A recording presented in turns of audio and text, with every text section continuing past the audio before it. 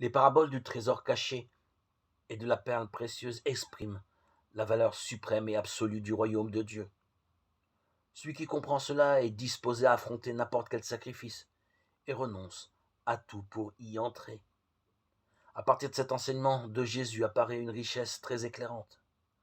Le royaume de Dieu, dans sa réalisation pleine et totale, est certainement à venir. Il doit venir. Marc 9, 1, Luc 22, 18.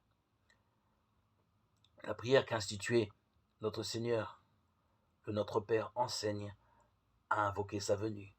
Que ton règne vienne. Matthieu 6, 10. En même temps, Jésus affirme que le royaume de Dieu est déjà venu. Matthieu 12, 28. Il est au milieu de vous. Luc 17, 21.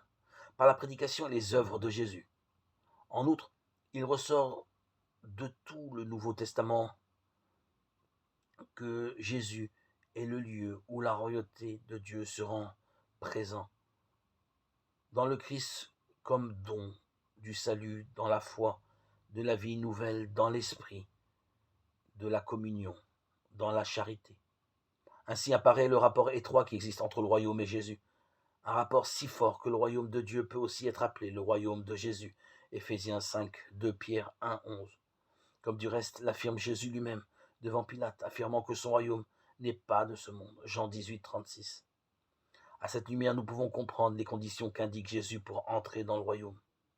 Elles peuvent se résumer par le mot conversion.